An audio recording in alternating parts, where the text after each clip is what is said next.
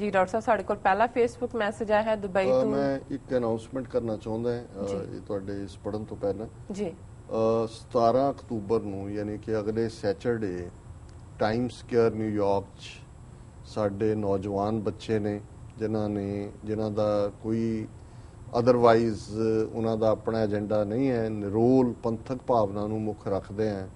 ਉਹਨਾਂ ਨੇ ਬੰਦੀ ਸਿੰਘਾਂ ਦੀ ਰਿਹਾਈ ਲਈ ਪਿਛਲੀ 15 ਜਨਵਰੀ ਤੋਂ ਭੁੱਖ ਹੜਤਾਲ ਤੇ ਬੈਠੇ ਬਾਪੂ ਸੂਰਤ ਸਿੰਘ ਜੀ ਦੇ ਵਰਤ ਦੀ ਹਮਾਇਤ 'ਚ ਔਰ ਬੰਦੀ ਸਿੰਘਾਂ ਦੀ ਰਿਹਾਈ ਲਈ ਟਾਈਮ ਸਕੁਅਰ ਦੇ ਵਿੱਚ ਇੱਕ ਫਰੀडम ਰੈਲੀ ਰੱਖੀ ਹੈ जी ਔਰ ਇਸ ਫਰੀडम ਰੈਲੀ ਦਾ ਵਕਤ ਜਿਹੜਾ ਹੈ ਉਹ 12 ਤੋਂ 3 ਵਜੇ ਤੱਕ ਹੈ। ਇਸ ਨੂੰ ਮੁੱਖ ਤੌਰ ਤੇ ਸਤਕਾਰ ਕਮੇਟੀ, ਸਿੱਖ ਨੌਜਵਾਨ ਲਹਿਰ, ਸਿੱਖ ਯੂਥ ਫੈਡਰੇਸ਼ਨ ਪਿੰਡਰਾਂ ਇਹ ਆਰਗੇਨਾਈਜ਼ ਕਰ ਰਹੇ ਨੇ, ਪਰ Sikhs for justice, Sikh youth of America, ਪੰਥਕ ਲਹਿਰ ਔਰ ਦੂਸਰੀਆਂ ਜਿਹੜੀਆਂ ਗੁਰਦੁਆਰਾ ਕਮੇਟੀਆਂ ਨੇ ਉਹ ਉਹਨਾਂ ਦੀ ਹਮਾਇਤ ਕਰ ਰਹੀਆਂ ਨੇ। ਅਸੀਂ ਟੀਵੀ 84 ਲਈ ਵੀ ਇਸ ਨੂੰ ਕਵਰ ਕਰਾਂਗੇ जी ਕੁਝ ਲਾਈਵ ਵੀ ਹੋਏਗਾ, ਮੈਂ ਵੀ ਉਹਦੇ 'ਚ ਪਾਰਟਿਸਿਪੇਟ ਕਰਾਂਗਾ।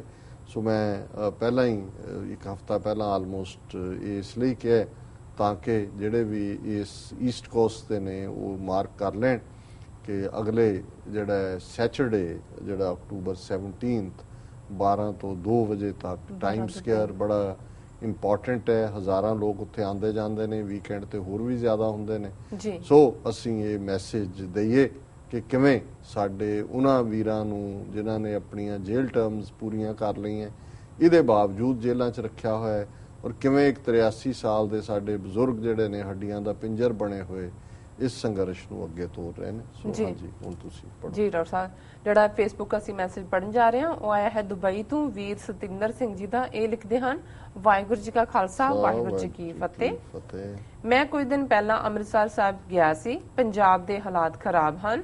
ਮੈਂ ਤੇ ਮੇਰੀ ਵਾਈਫ ਗੁਰੂ ਘਰ ਗਏ ਸੀ। ਮੈਂ ਜਦ ਹੋਟਲ ਦਾ ਬਿੱਲ ਦੇ ਕੇ ਬਾਹਰ ਨਿਕਲਿਆ ਤਾਂ ਹੋਟਲ ਬਾਹਰ ਇੱਕ ਵੀ 3 ਵੀਲਰ ਨਹੀਂ ਮਿਲਿਆ।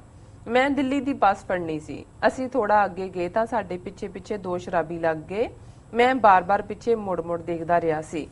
ਰਾਤ ਦੇ 9:30 ਵਜੇ ਦਾ ਟਾਈਮ ਸੀ। ਅਸੀਂ ਥੋੜਾ ਤੇਜ਼ ਚੱਲਣ ਲੱਗ ਪਏ। ਅੱਗੇ 2 ਪੁਲਿਸ ਵਾਲੇ ਖੜੇ ਸੀ। ਉੱਥੋਂ 2 ਰਿਕਸ਼ਾ ਵਾਲੇ ਵੀ ਮਿਲ ਗਏ। ਰਿਕਸ਼ੇ ਵਾਲੇ ਨੂੰ ਬੱਸ ਸਟੈਂਡ ਛੱਡਣ ਲਈ ਕਿਹਾ ਅਤੇ ਦੱਸਿਆ ਕਿ ਅਸੀਂ ਦਿੱਲੀ ਜਾਣਾ ਹੈ। ਮੈਂ ਹੈਰਾਨ ਸੀ ਕਿ 9:30 ਤੇ ਹੀ ਸਾਰੀਆਂ ਦੁਕਾਨਾਂ ਬੰਦ ਹੋ ਚੁੱਕੀਆਂ ਸਨ ਅਤੇ ਰਿਕਸ਼ੇ ਵਾਲਾ ਵੀ ਕਹਿੰਦਾ ਕਿ ਜਿਹੜੀ ਬੱਸ 'ਚ ਮੈਂ ਕਹੂੰ ਉਸੇ ਬੱਸ 'ਚ ਬੈਠੇ ਹੋ। ਅਸੀਂ ਕਿਹਾ ਠੀਕ ਹੈ। ਰੋਡ ਤੇ ਕੋਈ ਵਿਰਲਾ ਹੀ ਸਿੱਖ ਦਿਖਿਆ, ਜ਼ਿਆਦਾਤਰ ਨਸ਼ੇੜੀ ਜਾਂ ਫਿਰ ਪੁਲਿਸ ਵਾਲੇ ਨਜ਼ਰ ਆ ਰਹੇ ਸਨ। ਸਾਨੂੰ ਵੀ ਥੋੜਾ ਡਰ ਲੱਗ ਰਿਹਾ ਸੀ। ਮੈਂ ਇਹ ਗੱਲ ਸੋਚ ਰਿਹਾ ਸੀ ਕਿ ਹਥਿਆਰਾਂ ਵਾਲੇ ਮਾਰੇ ਜਾ ਸਕਦੇ ਹਨ ਤਾਂ ਨਸ਼ਾ ਵੇਚਣ ਵਾਲੇ ਕਿਉਂ ਨਹੀਂ। ਮੇਰਾ ਮਨ ਬਹੁਤ ਦੁਖੀ ਹੋਇਆ। ਇਹ ਸਭ ਦੇਖ ਕੇ ਹਰ ਇੱਕ ਸਿੱਖ ਨੂੰ ਸੀਸ ਤਲੀ ਤੇ ਰੱਖਣਾ ਪਵੇਗਾ। ਹੁਣ ਜਿਵੇਂ ਤੁਸੀਂ ਰੈਫਰੈਂਡਮ ਦੀ ਲਹਿਰ ਚਲਾ ਰਹੇ ਹੋ, ਨਾਲ-ਨਾਲ ਹਰ ਸਟੇਜ ਤੋਂ ਮਾਰਸ਼ਲ ਆਰਟ ਦੀ ਵੀ ਗੱਲ ਕਰੋ। ਬਹੁਤ ਨੁਕਸਾਨ ਹੋ ਰਿਹਾ ਹੈ। ਮੈਂ ਦਾਅਵੇ ਨਾਲ ਕਹਿ ਸਕਦਾ ਹਾਂ ਕਿ ਬਹੁਤ ਵੱਡੀ ਕ੍ਰਾਂਤੀ ਆ ਸਕਦੀ ਹੈ। ਖਾਲਿਸਤਾਨ ਜ਼ਿੰਦਾਬਾਦ। ਜੀ ਡਾਕਟਰ ਸਾਹਿਬ ਜ਼ਿੰਦਾਬਾਦ ਜ਼ਿੰਦਾਬਾਦ। ਵੀਰ ਸਤਿੰਦਰ ਸਿੰਘ ਜੀ ਦਾ ਬਹੁਤ-ਬਹੁਤ ਸ਼ੁਕਰੀਆ। ਉਹਨਾਂ ਨੇ ਸਾਨੂੰ ਲਿਖਿਆ ਦੁਬਈ ਤੋਂ ਔਰ ਉਹਨਾਂ ਨੇ ਆਪਣਾ ਨਿੱਜੀ ਐਕਸਪੀਰੀਅੰਸ ਜਿਹੜਾ ਤੁਹਾਡਾ ਪਰਸਨਲ ਹੁੰਦਾ ਹੈ, ਕੋਈ ਹੋਰ ਚੀਜ਼ ਉਹਦੇ ਬਰਾਬਰ ਨਹੀਂ ਤੁਲ ਸਕਦੀ। ਔਰ ਉਹਨਾਂ ਨੇ ਜੋ ਹਾਲਾਤ ਉੱਥੇ ਦੇਖੇ ਉਹਨਾਂ ਨੇ ਬੜੇ ਵੇਰਵੇ ਨਾਲ ਸੰਖੇਪ ਦੇ ਵਿੱਚ ਬਿਆਨ ਕੀਤੇ ਕਿ 9 9:30 ਸਭ ਕੁਝ ਬੰਦ ਹੈ, ਜਾਂ ਨਸ਼ੇੜੀ ਨੇ ਤੇ ਜਾਂ ਪੁਲਿਸ ਹੈ।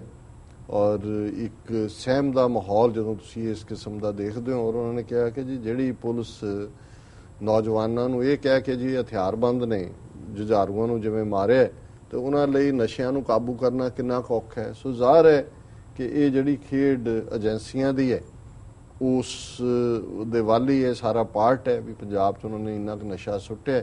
ਔਰ ਕਨਕਲੂਜਨ 'ਚ ਉਹਨਾਂ ਨੇ ਕਿਹਾ ਕਿ ਵੀ ਰੈਫਰੈਂਡਮ ਔਰ ਮਾਰਸ਼ਲ ਆਰਟਸ ਕਿ ਰੈਫਰੈਂਡਮ ਤਾਂ ਜ਼ਾਹਰ ਹੈ ਵੀ ਅਵੇਅਰਨੈਸ ਕੈਂਪੇਨ ਹੈ, ਜਾਗਰੂਕਤਾ ਕੈਂਪੇਨ ਹੈ।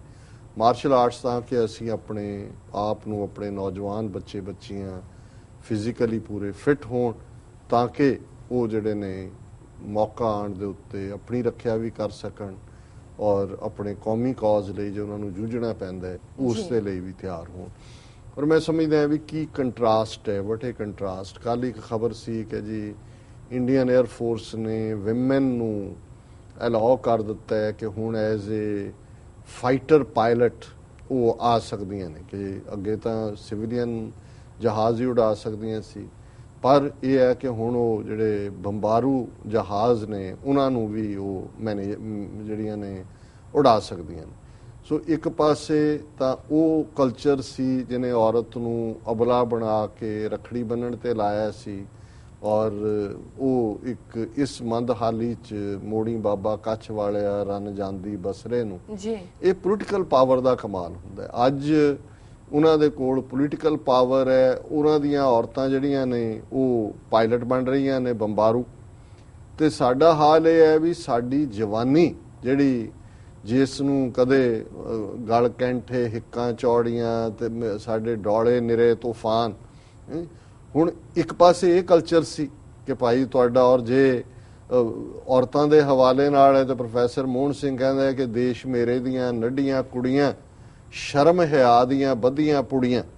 ਹੁਣ ਇਹ ਜਿਹੜੀ ਸ਼ਰਮ ਹਿਆ ਹੈ ਜਿਸ ਨੂੰ ਅੱਜ ਜੇ ਤੁਸੀਂ ਉਸ ਕਲਚਰ 'ਚ ਦੋਨੋਂ ਹੀ ਪਾਰਟ ਦੇਖੋ, ਜਿਹੜਾ ਕਦੇ ਨੌਜਵਾਨ ਪੰਜਾਬ ਦੇ ਯੰਗ ਮੈਨ ਔਰ ਯੰਗ ਵੂਮਨ ਬਾਰੇ ਸੀ, ਮੁਟਿਆਰ ਬਾਰੇ ਸੀ, ਨਾ ਤਾਂ ਉਹ ਸ਼ਰਮ ਹਿਆ ਦੀਆਂ ਬੱਧੀਆਂ ਪੁੜੀਆਂ ਰਹੀਆਂ। ਅੱਜ ਕਿੰਨਾ ਅਫਸੋਸ ਹੁੰਦਾ ਹੈ, ਪਿਛਲੇ ਦਿਨਾਂ ਜੀਵਨ ਇੰਗਲੈਂਡ ਦੇ ਹਵਾਲੇ ਨਾਲ ਸੀ ਔਰ ਉਹਨਾਂ 'ਚ ਮੋਸਟਲੀ ਪੰਜਾਬ 'ਚੋਂ ਆਈਆਂ ਤਾਜ਼ਾ ਕੁੜੀਆਂ ਹਜ਼ਾਰਾਂ ਦੀ ਗਿਣਤੀ ਦੇ ਵਿੱਚ ਸਾਡੀਆਂ ਬੱਚੀਆਂ ਜਿਹੜੀਆਂ ਨੇ ਅੱਜ ਦੇਹ ਵਪਾਰ ਦੇ ਵਿੱਚ ਧੱਕ ਦਿੱਤੀਆਂ ਗਈਆਂ।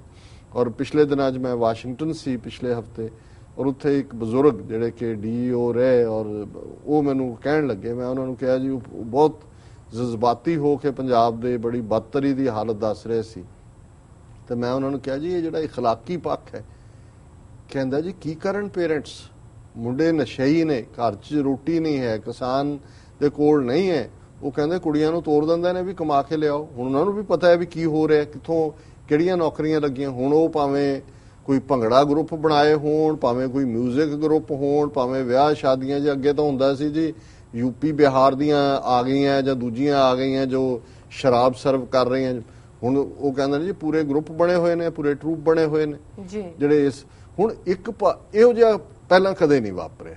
ਔਰ ਜਿਵੇਂ ਇਹਨਾਂ ਨੇ ਬਿਆਨ ਕੀਤਾ ਕਿ ਡਰ ਤੇ ਇਸ ਕਦਰ ਹੈ ਕਿ ਹੁਣ ਨਾ ਉਹਨਾਂ ਨੇ ਕੋਈ ਪੋਲੀਟੀਕਲ ਐਕਟੀਵਿਟੀ ਹੋਣ ਦੇਣੀ ਹੈ। ਹੁਣ ਅੱਜ ਜਦੋਂ ਅਸੀਂ ਗੱਲ ਕਰ ਰਹੇ ਹਾਂ, ਅਸੀਂ ਭਾਈ ਹਰਜਿੰਦਰ ਸਿੰਘ ਜਿੰਦਾ, ਸੁਖਦੇਵ ਸਿੰਘ ਸੁੱਖਾ ਦੇ ਸ਼ਹੀਦੀ ਦਿਨ ਦੀ ਗੱਲ ਕੀਤੀ ਅੱਜ, ਕਿਉਂਕਿ ਸ਼ਾਮ ਹੈ, ਸਵੇਰ ਦਾ ਸਮਾਗਮ ਅਕਾਲ ਤਖਤ ਸਾਹਿਬ ਤੇ ਹਮੇਸ਼ਾ ਵਾਂਗ ਹੁੰਦਾ ਹੈ, ਇਸ ਵਾਰ ਵੀ ਰੱਖਿਆ ਸੀ, ਨਾ ਉੱਥੇ ਜਥੇਦਾਰ ਬੋੜੇ ਔਰ ਨਾ ਜਿਹੜਾ ਹੈ ਉਹ ਸ਼੍ਰੋਮਣੀ ਕਮੇਟੀ ਦਾ ਕੋਈ ਅਹੁਦੇਦਾਰ, ਔਰ ਜਿਵੇਂ ਜੇ 8 ਤੋਂ 10 ਤੱਕ ਚੱਲਦਾ ਸੀ ਤੇ 7:30 ਵਜੇ ਉਹਨਾਂ ਨੇ ਭੋਗ ਪਾ ਕੇ ਤੇ ਜਿਹੜੇ ਆਏ ਹੋਏ ਸੀ ਭਾਈ ਹਰਜਿੰਦਰ ਸਿੰਘ ਜਿੰਦਾ ਦੇ ਭਰਾਤਾ ਜਾਂ ਸੁਖਦੇਵ ਸਿੰਘ ਸੁੱਖਾ ਦੇ ਪਰਿਵਾਰ ਦੇ ਇੱਕ ਆਮ ਗ੍ਰੰਥੀ ਜਿਹੜਾ ਦਰਬਾਰ ਸਾਹਿਬ ਤੋਂ ਸਿਰੋਪਾਓ ਦਵਾ ਕੇ ਹਾਸ਼ਪ ਕਰ ਦਿੱਤਾ।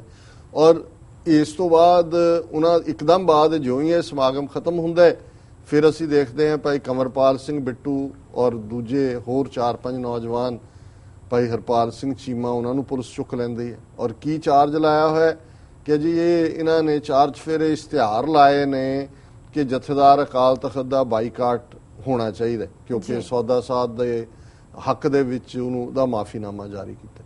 ਸੋ ਕੁੱਲ ਮਿਲਾ ਕੇ ਇਹ ਪਾਰਟ ਜਿਹੜਾ ਹੈ, ਔਰ ਅੱਜ ਅਸੀਂ TV 84 ਨਿਊਜ਼ 'ਚ ਜਿਹੜਾ 9:30 ਤੋਂ 10 ਹੋਏਗਾ, ਸਰਬਜੀਤ ਸਿੰਘ ਘੁਮਾਣ ਜਿਨ੍ਹਾਂ ਦੇ ਜਿਹੜੇ ਦਲ ਖਾਲਸਾ ਨਾਲ ਸੰਬੰਧਿਤ ਨੇ ਔਰ ਹੁਣ ਦਲ ਖਾਲਸਾ ਪੰਚ ਪ੍ਰਧਾਨੀ ਇਹਨਾਂ ਦੇ ਇਕੱਠੇ ਪ੍ਰੋਗਰਾਮ ਨੇ, ਉਹਨਾਂ ਦੇ ਨਾਲ ਗੱਲਬਾਤ ਵੀ ਕਰਾਂਗੇ ਕਿ ਵੀ ਕੀ ਚੱਲ ਰਿਹਾ ਉੱਥੇ।